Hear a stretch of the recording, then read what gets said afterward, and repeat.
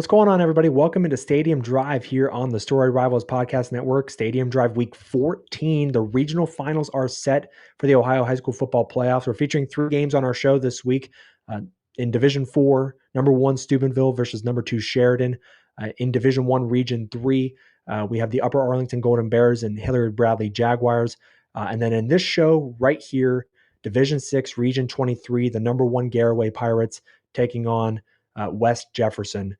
And talking to head coach Jason Wallick of the Pirates in this show. They have been so dominant all season long, undefeated to this point, 13-0.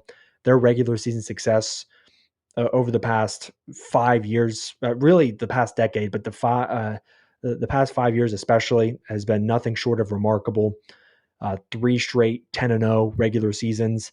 And in these playoffs, they have won all 3 of their playoff games via running clock. They're ending these games basically by halftime. So it's been truly incredible what they've been able to do.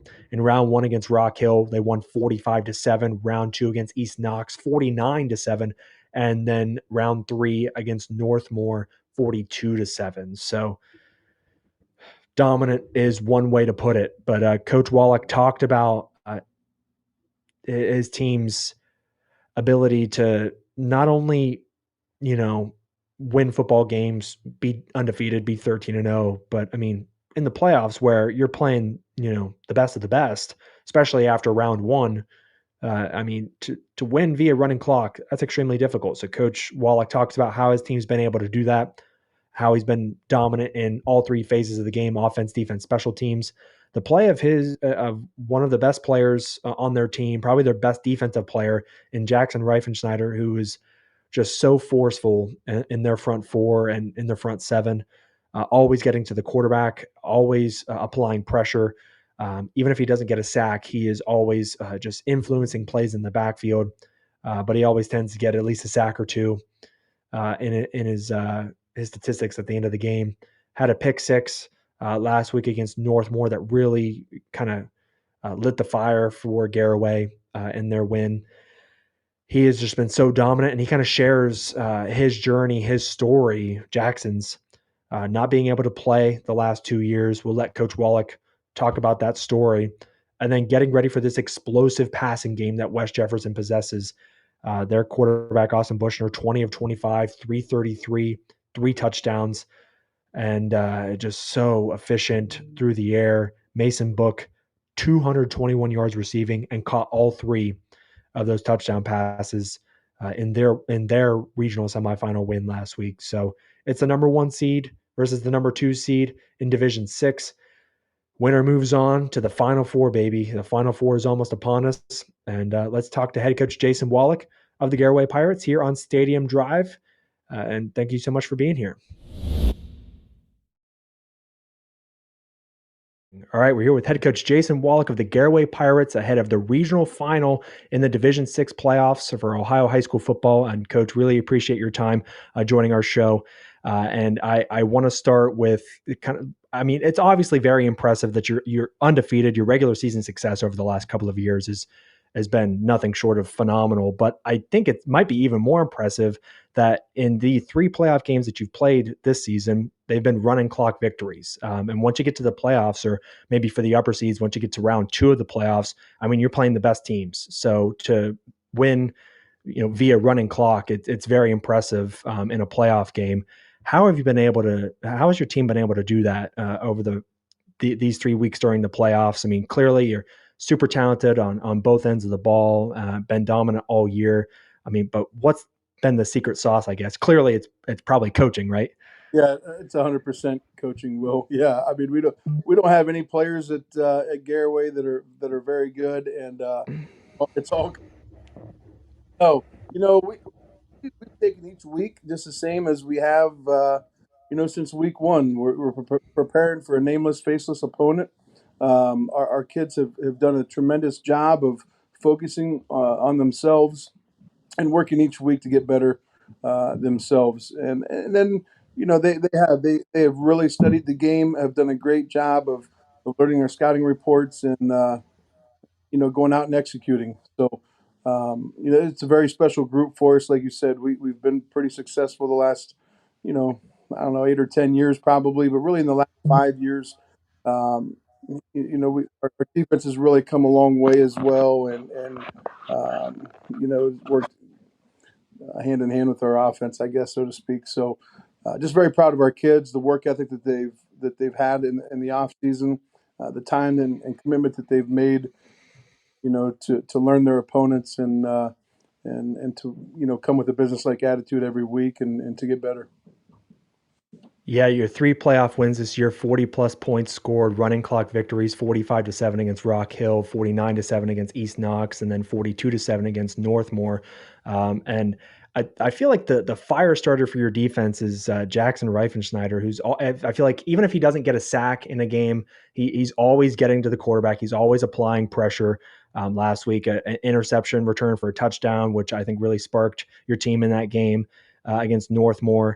I mean, what has he meant to your defense this year? Because it just seems like he is constantly moving around and he is always applying pressure, and he's just been so rock solid for your defense. And I feel like everything starts with him. It really has up front. Jackson's quite the story.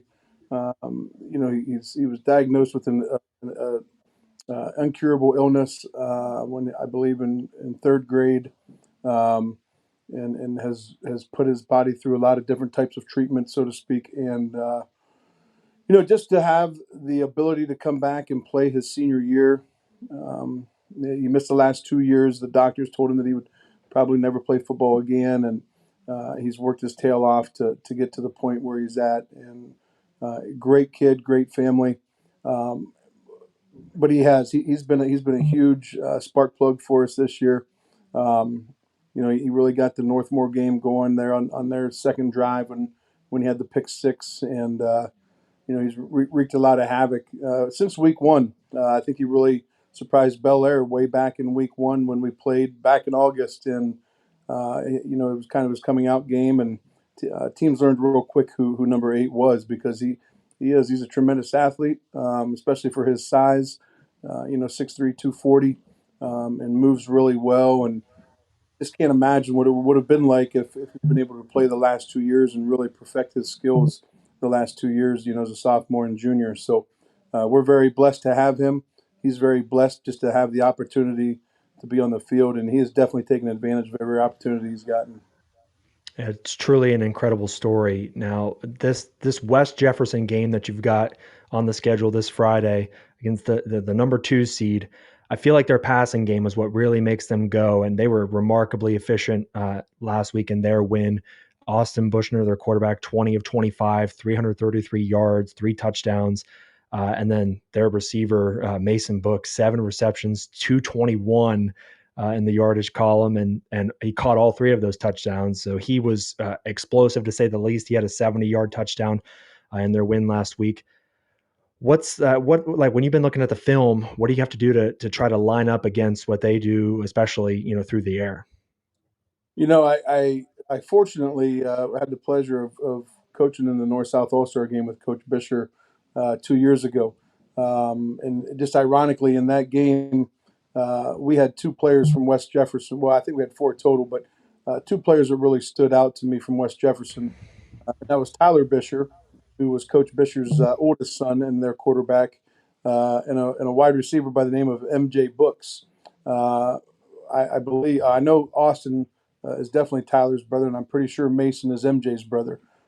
So it definitely runs in the bloodlines with those guys. They're a great storied history of a football program. They've been very successful. They've got a couple state championships under their belts. They were in the Final Four in 2021. So, it's a very rich tradition. They do a great job. Austin is a great quarterback. Like you said, Mason is just a phenomenal receiver. But the scary part is he's got weapons all around him, and a nice line up front that's got a lot of experience. Or a senior laden offensive line that has done a great job of protecting him. So we'll definitely have our work cut out for us, and our strength pretty much all year defensively has been our front 7. Being able to get pressure last week with just our front 3 was a huge key for us. I don't think we'll be able to get the type of pressure that we did last week with our front.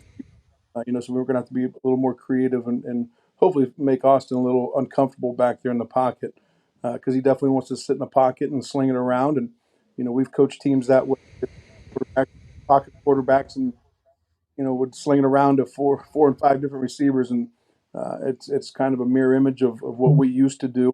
They really want to throw the ball around. They do a heck of a nice job of it, and are a very, very well coached football team. Well, Coach, I really appreciate your time joining our show this evening. It's great to talk to you again. Best of luck against West Jefferson and get to the Final Four, man. That's they say that's when football truly starts, is if you can get into the big dance, state Final Four. So keep moving on, man. Keep dominating these teams like you have been just all season long and all playoffs long. But I really appreciate your time joining our show, and thanks so much. Hey, thanks a lot. Well, thanks for having me. And go Pirates.